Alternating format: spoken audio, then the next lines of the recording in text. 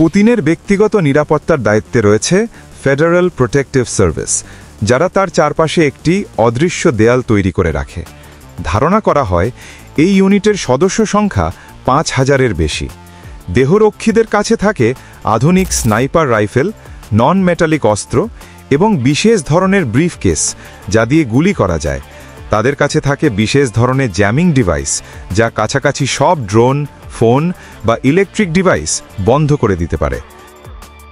Remote বোমা detector, pressure sensor, explosive scanner এবং কিছু দেহরক্ষীর চোখের চশমায় ছোট ক্যামেরা থাকে, যা সরাসরি লাইভ ভিডিও নিরাপত্তা হেডকোয়ার্টারে পাঠায়। পুতিন কোথাও যাবার ৫ থেকে ৭ দিন আগে পুরো এলাকা, হোটেলের ছাদ, বেসমেন্ট ও দেয়াল একাধিকবার এবং স্পেশাল ইউনিট দিয়ে স্ক্যান করা হয়। গাড়ি পরিবর্তন ও তিনি কোন রোড দিয়ে যাবেন তা আগে থেকে কেউ জানে না। নিরাপত্তার জন্য একই মডেলের ৩ থেকে ৪টা আলাদা গাড়ি একসাথে ছাড়া হয়, যার মধ্যে কোনটাতে পুতিন আছেন তা গোপন রাখা হয়। আকাশপথের ব্যবহার, সবাই যখন মনে করে তিনি গাড়িতে করে যাচ্ছেন, ঠিক সেই সময় তিনি হেলিকপ্টার বা প্রাইভেট জেটে আকাশপথে অন্য কোথাও চলে যান। বডি ডাবল, গোয়েন্দা সংস্থাগুলোর মতে পুতিনের একাধিক বডি ডাবল আছে, যারা গুরুত্বপূর্ণ মুহূর্তে সামনে আসে। পুতিন নিজেও স্বীকার করেছেন যে একসময় বডি ডাবল ব্যবহার করা হয়েছিল।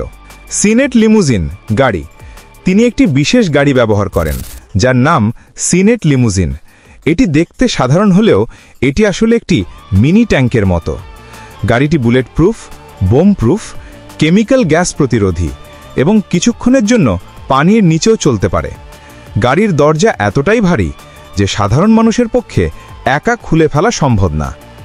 তার প্লেনটিও bullet proof oh ballistic missile proof. এতে আল্ট্রা জ্যামার রয়েছে, যা কয়েক কিলোমিটারের মধ্যে কোনো ড্রোন বা শত্রুর ফাইটার জেটকে প্রবেশ করতে দেয় না। এই প্লেনকে সবসময় ৬টি ফাইটার জেট নিরাপত্তা দিতে থাকে। সিক্রেট ট্রেন, ২০২২ সালের পর থেকে তিনি প্রায়ই একটি বিশেষ সিক্রেট ট্রেন ব্যবহার করছেন। ট্রেনটি বাইরে থেকে সাধারণ মনে হলেও এর ভেতরে jammer, helipad, control room, medical unit, এমনকি আত্মরক্ষার জন্য রকেট সিস্টেমও রয়েছে। পুতিন যেটা খাচ্ছেন সেটা তাকে দেওয়ার আগে ৩ বার টেস্ট করা হয়। বিশেষ টেস্টিং ইউনিট তার খাবার, পানি, ফলমূল, এমনকি কফি পর্যন্ত ল্যাবে পাঠিয়েই তবে পরিবেশন করে। রাজনীতিবিদ, বিজ্ঞানী, সাংবাদিক বা রাশিয়ার সাধারণ নাগরিক যে কেউই পুতিনের কাছাকাছি যেতে চাইলে তাদের কঠোর ব্যাকগ্রাউন্ড চেক করা হয়।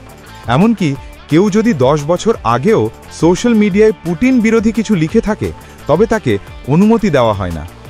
এফবিএ ক্লিয়ারেন্স না দিলে অনেক দেশের মন্ত্রী বা রাষ্ট্রপতিও তার সাথে দেখা করতে পারে না। তো বন্ধুরা, আজকের ভিডিওটি এ পর্যন্ত। পরবর্তী আবার দেখা হচ্ছে নতুন কোনো ভিডিওতে। সে পর্যন্ত ভালো থাকেন, সুস্থ থাকেন। আল্লাহ হাফেজ।